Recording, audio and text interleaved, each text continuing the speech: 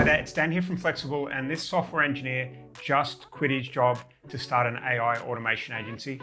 Let's dive in to hear his story. Okay, so Oli Wood came in to my community and bought my book a little while back, and the journey he's gone through has been absolutely amazing to witness, and I'm super proud of him. But I'm also, it was fantastic timing, and I didn't plan this, but this was the very first day that he'd quit his 10-year career as a software engineer. His first day of freedom, and like what makes my hair stand up on the back of my neck, right? This was a huge milestone for him, and it's so great to see what he's done and how he's done it. So without further ado, please enjoy, and I'll speak to you soon. Hello everyone, I'm sat here with Oli Wood, and it's a really exciting day actually, and it's a huge coincidence. This is the first day you've left your 9 to 5, finished working for the man forever, and you're sitting at home with freedom, working away on something that you probably love. And, I just wanted to say congratulations. I'm blessed to be able to have this conversation with you today. And it wasn't planned at all. It's just the way that it's gone. And I'm, really pumped and excited to hear a little bit about your journey and like what's happened since you bought my book. You saw me on YouTube and you've gone down this journey, and I've kind of seen what's going on because you're in my community and you bought my kind of paid program. And I know a little bit about what's going on, but I'm really excited just to hear what exactly happened, and spend the next, 10, 20 minutes or whatever, just hearing about what's going on and seeing what the plans are for the future. So let's start with you saw my stuff on YouTube, you bought my book. Explain to me kind of like where you were at when that happened, what you were trying. You obviously have entrepreneurial blood in your body, and you probably always wanted to kind of work for yourself, right? So what were you trying then, or was this the first thing you ever tried? Like, just let me know what was going on back then. Yeah, absolutely. So what happened was it came to a point where I was doing my 9 to 5, and I just thought, you know what, I can't do this anymore. I enjoyed what I did, but working for someone else, I thought, you know what, there's got to be more to this. And I was going to the office every day, What were you and doing? I was a software engineer, data engineer with automation as well. So I had a little bit of background in tech. So I've been there for about 9.5, almost 10 years. Wow. So it was a big decision to move. So this is my first day not working that anymore. So that's a pretty exciting milestone to hit. What were you, did you go to university? No, I didn't do any of that. I don't learn very well sitting behind a desk and then just like listening to other people. I'd rather be doing it and then learning from the failures and then continuing on and getting better at that. So that's where I really excel, not through a textbook and regurgitating the same information and someone marks it. That's not my kind of style of learning. What were you doing? It's probably good timing as well, right? Because I'm not sure, I saw on socials or whatever the other day about some stat about software engineers and like that job market like completely falling off the cliff because of AI. I don't know whether that's true, but how did you get into software engineering, and like you were doing some sort of automations? Like what exactly? Yeah, so I actually joined as an apprentice. So after secondary school, I had the opportunity to join an apprenticeship with the company that I was previously at. And that was amazing because you could learn and do things at the same time. And then you don't have to go to uni, you don't have to do all that sort of stuff. I mean, there are depending on what you're looking for, uni might be a good idea, so like doctors and things like that. But for engineering and software engineering specifically, you can just do that online. Like there are so many different ways to learn. If you have a laptop, you can build your own software, and that's better in my opinion anyway. Uh, if you have experience in actually doing the thing, rather than having like a bit of paper that says you turned up to uni however many times a week, and then might not even be a good developer. Sure. Yeah. Nice. Okay. So you were sick of your 9 to 5, and you'd started looking for ways out, like side hustles, right? Had you tried anything else before? Yes, so there are a few ones that I tried. So I tried the Andrew Tate's The Real World. So that was $50 a month, and that gave a breadth of different things. So you had the drop shipping, you had crypto, you had stocks, you had all of them. And I thought it was actually a pretty good program, especially for the price. But with all of these programs, you need to make sure that you are putting the effort in. It's not like I'll just pay $50 and then I'll just be a millionaire the next month. It's the same with all of these courses, and it's pretty good way of getting in there for very cheap. But most of the community there, they're pretty good, but it's not. I prefer Roya. Not just saying that because you're here, but just the people that are there. Generally, I prefer to be around them. Yeah. Okay. So you tried Andrew Tate stuff. Were you transacting with clients? Were you landing clients and charging No, for I didn't try for very long. I think I tried two separate months. So a month, and then I left it for a bit, and then I came back a month later when they introduced something else. I think it was actually AI they introduced, but AI specifically for videos, not for talking creating to. content, or Yeah, something? yeah, No. exactly. Creating content, which it just didn't resonate with me. For some people, it might, so that would be great for them. But for me, I couldn't find something in there where I thought, that is me. That's what I want to do. I'm going to go all in on that. So the one after that was Iman Gadzhi's. Oh So yeah. that was quite good for just general business and also with a bit of SMMA, so the social media marketing agency. So that was pretty decent. I did enjoy that course, but again, it wasn't something that I thought, "Oh, that's it, that's my thing. I really want to do this." Yeah. So after I did those courses, that was when your ad popped up. And I think the one that it was a picture of you, and you were in, I think you were on holiday, and there's your book, and you threw it down. And I went, oh, that's interesting. And I had a quick look through it, and it was all to do with AI automation. I thought, oh, this is it. Yeah. Yeah. And your catch line was make money with ChatGPT, I think at the time. I think your copy might have changed since then, but when I saw that, I thought, oh, okay, ChatGPT, that's pretty new. You can make money with it. Automation, right? This is it. This is the real deal. And then I joined your free course. So that was the free school group. Prince Charming That, Challenge. that's the one, the Prince Charming Challenge. That was really good. And then we had access to different snapshots for Go High Level, and Yeah. then there was training involved to start off and build it all. And yeah, I really enjoyed it. But I Little. always thought there was something just missing, and that's when I thought, oh, you know what? I will join the Royal, Yeah. because there were extra bits in there, and we'll get priority on people who would be able to help us from a tech point of view.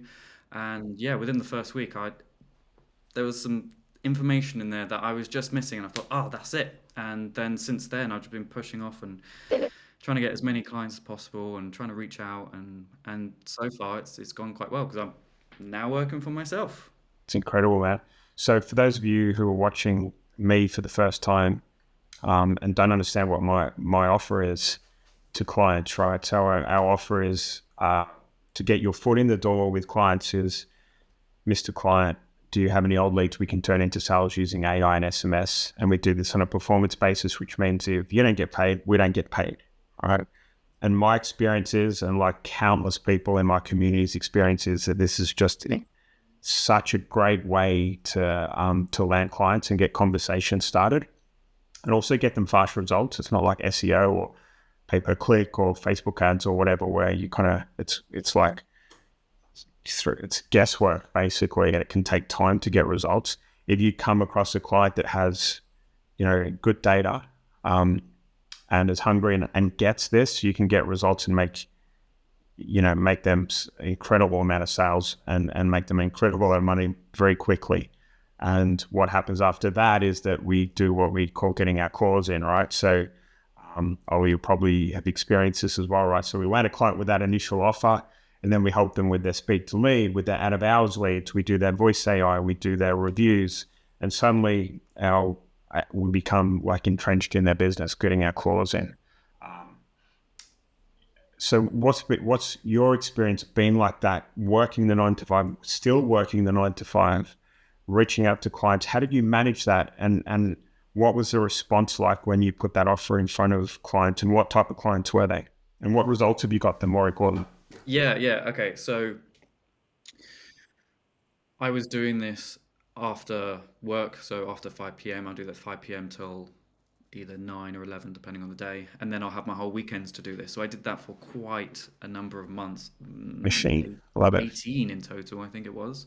18 months. Wow. And yeah, I would go out on LinkedIn. So LinkedIn would be a good one to go for. So I ran, I think was it Rob Brown's advice? So Rob Brown being the other guy who was One of my also, students. Yeah. that's it, yeah. Which was you would go out and into LinkedIn, you would send connections, and 72 hours come back and then send them a message. And then I did receive a few very interested people in there. I didn't do it long enough to figure out whether or not it was the best thing for me. But the way that I got my first ever client was I actually wrote some software that would scrape all of Google Maps, and then it would try to crawl over their websites, find an email address that wasn't like admin at or reply at or whatever, and it was a genuine person. And then I would then pass that through some ChatGPT's like You're a copy clever guy. creator for emailing, and then send that out. And that's how I got my first ever client. And I ran the DBR offer, so the database reactivation, which was 50/50, and Yeah. they were like, yeah, fine, we'll go ahead with that. It turned out that it broke even, so it wasn't exactly the best thing to do, but it was a foot in the door. And Yeah. at the time they were like, hey, can you build this automation stuff for us? And I went, yeah, sure. Yes. uh, Yeah. but I didn't know anything about what exactly they wanted to do in terms of automation. I didn't know the technology behind it, so I had to learn that and build it at the same time. And that's how I managed to get my first big paycheck for the company that I currently have. And Are then you since still with then them? it's all been good. Sorry? You still with them today? Yes, but I don't normally do too much of their stuff, too much of the DBR stuff anymore with them. That's It's not where they want to go with. So I'm like, that's cool, that's fine, don't worry about it. I want Yeah. to focus on this. So Yeah. So you've got your claws in, and you're doing different stuff for them now, like a different AI automation or yeah. something. Right. Okay. Cool. Okay. Cool. And what happened after that? Right. Like, have you specialized in any industry? And like, what was the real kind of turning point when you realized, okay, this is it now. I've got enough money saved up. I've got enough money coming in. I'm good. Let's do this. Like, was there a specific client that you landed, or was there a skill set that you just acquired that you knew you're good, right? You felt safe. Like, what happened? What was that turning point? So the turning point, the reason why I decided I wanted to quit, or actually made the decision to quit, is not because of a particular client, and it's not because of a particular amount of money that I'm earning. It was because for a few months I was thinking, oh, could I, if I quit now, would I be able to sustain myself? And I looked at the amount that I'd saved and the amount of money that's in my business, and I can last at least till the end of the year. And I thought, you Nice. know what, if I put more time into where it matters most, I know that by the end of the year, I'll be in a completely different place than where I am now. So it was more of a psychological decision. I needed to make that choice, so I didn't have a plan B. Yeah. And that's just, yeah, I can see it through all my work that I do now. Like, it has more intention. So I know that what I'm doing now will be better off if I Yeah. didn't quit my job. Yeah. That makes sense. And I was like that as well when I think I quit my job 3 times, right? Like, and I kept on failing and going back. This was about 15 years ago now. And I wasn't as conservative as you, right? I would maybe have 3 months worth of savings, and I like backed myself to kind of go hard in those 3 months. And the first 2 times I did it, I ate humble pie, and I went back I was lucky because I had an engineering degree, and I was able to go back and get a job relatively quickly, contracting each time. But like my experience is as well that if you give yourself enough time, like if you kind of clear the plates and you're not trying to do it outside of work and on the weekends, that's when things get interesting quickly. That's when you can really make big strides, especially if you've got enough until the end of 2025, which is another 8 months away. I mean, Yeah. you're going to be absolutely A fine. lot can happen. a lot can happen. A lot can happen. So tell me, like, have you got any cool stories about like a niche you worked in and the results you got for them, or anything that's interesting? Yeah, You can so report that. I recently built an any niche voice AI. So this Yeah, was outside of the Go High Level one that you did. yeah, And yeah, I remember that there was a call. So someone called it up and they pretended to be part of a children's cup manufacturer. yeah, And the the AI that I created, we call it Grace, yeah, and the questions that just came out, and because it's in any niche, so it comes up with questions based on whatever they're talking about, and yeah, it would come up with all kinds of. It was asking about, oh, what kind of cartoon are you looking for, and then carry on, and then, oh, are you interested in our environmentally friendly one? And yeah. they were just blown away. Brilliant. And yeah, so these types of people who use this any niche are used as sales guys for us. So they go out and they show this out, and they absolutely love it. All of them love Okay, it. So that's something that is that's is been cool. So the anyway, let me take a step back, right? So I think it must have been a couple of months ago we created some voice AI training within my free community, which you can, and my YouTube channel. You go, if you're listening to this, you can go find it. Just search Flexxable Voice AI. And what we did is we created a sales tool that we can send out to our potential clients, a number that they can call. We called it the Any Niche Voice AI because you can have one number and you can send it to, a cup manufacturer, a solar company, a roofer, a nail salon. It doesn't matter, right? Like if they pick up the phone and engage with it, the AI is smart enough to kind of move with the niche and impress. I call it impress the shit out of them, basically, right? It impresses the shit out of the clients, as you probably found, right? It's just so impressive. And then once they see it, hear it, engage it, they can send it to their other staff or whatever. Then they're kind of sold, right? And they'll come on as a client, and you can do the inbound voice AI. And are you doing much voice at the moment? Like, so yeah, yes, in America, yeah. So okay. they absolutely love the voice over there. In the UK, they aren't It can too be more into conservative. it. Yeah, Yeah, to be honest, it's most AI stuff. The UK markets aren't really there. So if anyone is trying to target a particular country, I would start with the US. interesting. Uh, Unless you know someone directly in the UK and then just be like, hey, come on, you should try Yeah, this. yeah. I found it's much easier going through US clients than it is through UK clients. Interesting. And how are you charging clients for the voice AI out of interest? So that tends to be per minute, and then you have a sign up for it as well. Okay. So depending on what software we're using, what platform that we're using, it's Yeah. normally like 6 times markup or 5 times markup or something. It depends. It really depends on who they are and what they want to use basically. Yeah. Okay. So you're able to track with what you've built. I mean, Yeah.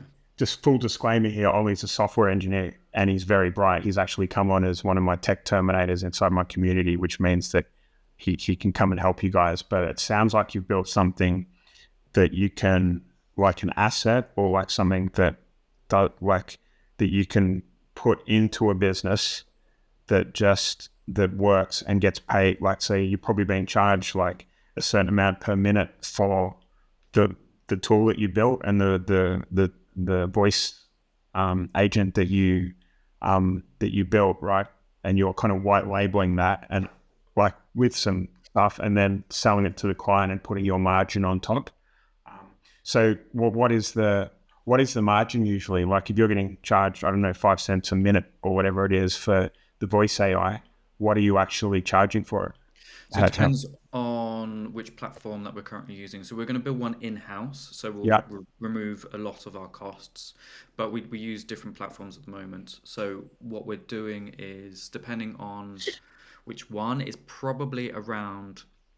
So we sell in packets. Yeah. So for the first 500 minutes, it could be at like 67 cents a minute, and then Yeah. if they want to do 1,000, it's a little bit less than that. I can't remember the exact prices off the top of my head, Yeah. but that's how we price it. And then depending on whether or not they want some knowledge involved. So if they have lots of files and things or procedures or something like that, we Yeah. would charge like a base, we'll sign up essentially for Yeah. those.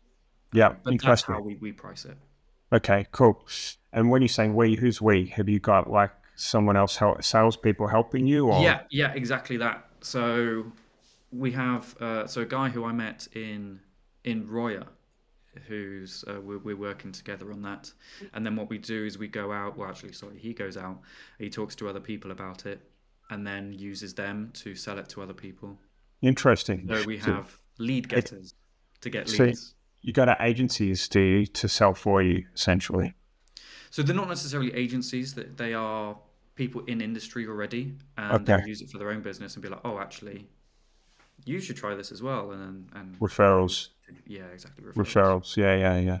I was just thinking about that before, actually, because I've got a call tonight with Roy, and it will talk a little bit about your sales in a sec, right? But the way I see it is there's like 3 different levels of sales opportunities. The first one is your warm network, right? And like people don't understand, but let's wind back a little bit. We have the offer of the century here, and we have the AI revolution at its absolute infancy, right? And it's the biggest opportunity I've ever seen, right? Because every business knows they need AI. They don't know who's going to do it for them, and they don't know what they need, right? So if we have an AI offer, which is I call the offer of the century, we can put that in front of them. They will take it, right? And there's 3 different levels of businesses that we can work with, right? The first one is the warm network. That is the next door neighbor. It's your past clients. It's your brother-in-law. It's your person that you met down in the pub. You know, this is a warm network, and if we can put this offer in front of them, we should not be like embarrassed, or we should not trust ourselves to be able to do that, right? And from my experience, like if I spoke to like 10 people right now, if I went through their phone, they probably got 20 business owners that they know that, and they should be putting this offer in front of them confidently. Not many people will do that, right? Because they don't back themselves yet. So you've got your warm network, and then the next one is the referrals, right? So I think this is what you're talking about, right? When you have got a result to someone, or you know someone in industry that has a big database of people, then you figure out a deal with them where you can pay them for a referral, and they'll go and do the selling for you. And that's super powerful as well. And then after you've exhausted all of those things, which by the way, those first 2 things, I don't think you even need to go to the third thing with this offer, right? But the third thing is cold network. And that's what you were talking about with LinkedIn, with Facebook ads, with cold email automation and all that stuff. I've never really done any of that. It's hard. That cold stuff, right? It's hard, but not, and I don't, and people often go the other way around, right? They start with cold because they don't back themselves and they don't believe in their offer. And I know why that is in hindsight, right? Because with SMMA, with like Google Ads, with SEO, with Google My Business, or whatever people are selling, drop shipping or whatever, right? Like whatever people are selling or trying to do, they don't, at their heart, really believe in what they're selling, right? And that's why they flip this around and start with cold, because they don't know anyone. You know, they can hide, right? But the reality is that we have an offer here that we truly believe in, that we know truly will get results for clients and we can be proud of. And when we do that, we should always start with our warm and then go to our referrals and then go with cold afterwards, which brings me on to what you're doing now to kind of land clients. And like, and have you tapped out your warm network yet? Can you go back there, or what are you? Yeah, so it might be that I have to go back. So I did originally try my warm network, but I've worked for the same company for almost 10 years, so I didn't have many contacts outside of my little bubble. Yeah. I didn't know any. Actually, I knew of one business owner, ex-business owner, which was a family member, and I talked to him about it, but nothing really came from that. Eventuated. Yeah, you probably go back to him now though, right? With your good. Now that I've shown like all the stuff now, since I last talked to him, the breadth of knowledge and the stuff that I've done has completely changed. Incredible with that. So yes, I could do. But one of the things that I did is at the very beginning of all of this is I didn't tell anyone. and I didn't want to. And Mm. it was one of the things where, and there are reasons for it, unless it got to a point where I thought actually they could help me, they know someone, I'll tell them. But one of the things that I did was I never told anyone. I didn't tell my family, I didn't tell all of my friends or anything like that that I was doing this, because I've read online and I've seen in podcasts, and I believe that it is true. If you tell someone who isn't going to help you do it that you're doing something, when you say it, you get a hit of dopamine Yeah. because you're going, oh yeah, I'm going to do this. It's going to be so exciting.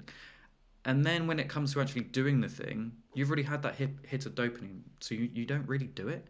So And that was one thing that I did. I kept everything under that's wraps, quite didn't tell smart. anyone about it, and I just did it until I finished. So Yeah. 2 weeks ago was the first time I told my mum that I was doing this. And I Wow. said, oh yeah, by the way, I've quit my job. And she was like, oh, so she had I'm absolutely no scared. idea. And it's just something that I would recommend to other people. Don't tell people unless you know that they have access to To a something that's going client. to benefit you. Yeah. Just do it in at home by yourself. Don't talk about it. Just do it.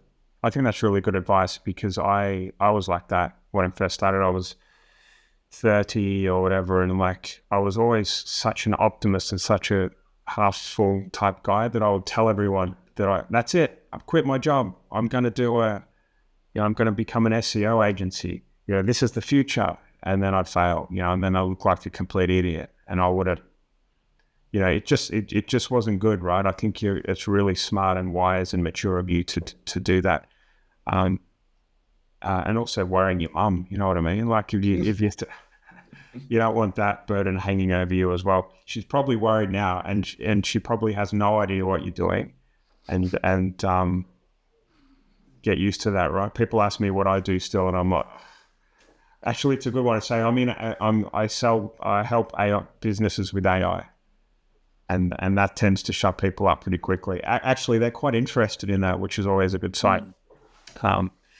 So yeah. Anyway, we digress. So all right, like final question. Where do you see yourself heading with this? Like, where do you want to be from like a client perspective, financial perspective, freedom perspective, goals, all that stuff? What do you got coming up over the next, well, you got 8 months left, right? Like before the end of the year. Where do you Yeah. see yourself going? Yeah, so I have a few projects on the go. So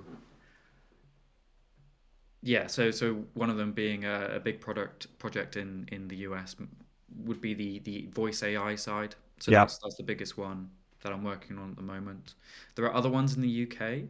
So I'm talking with a company at the moment, and we're going to build not just DBR or speed to lead. It's going to be bigger than that, and it will be to do with documents as well, and extra follow-ups, and also Yep. internal. And that won't just be for that company. We're working together, and eventually we'll be using it to sell to other companies. So that's a big project. It will take a while, Yeah. but if all Patient. things go well, we'll be starting that this year, and we'll Yeah. see how it goes. I love how calm you are about that, man. I love the patience that you've got, right? Because from my experience as well, and I've got to catch myself at times, is that like, as long as we kind of keep it in the day, we set our goals or whatever, right? But we don't try and rush. We don't make rash decisions. We don't be compulsive. We don't be impulsive. Like we just continue to work towards the goal and see where the universe is going to take us. And I predict big things with your skills and your wisdom at a young age. I think you're going to do really well, mate. So yeah, well done. Thank you. Thanks for your time, man. And I'll speak to you soon. Brilliant. All right. All right, bye. Cheers. Bye. Okay, I hope you enjoyed that. Oli is so humble and so wise, and I really do expect great things from him. And all he did when he came into my community was buy my book, The Instant AI Agency, and that set off a series of events that has allowed him to quit his job and have the freedom that he deserves. So if you're interested in working with AI, helping businesses implement AI, and doing all of this on a performance basis, then this book, The Instant AI Agency, that I wrote, it's really good stuff. You should check it out. There'll be a link in the description box. Please pick it up. It's good stuff. I'll speak to you soon.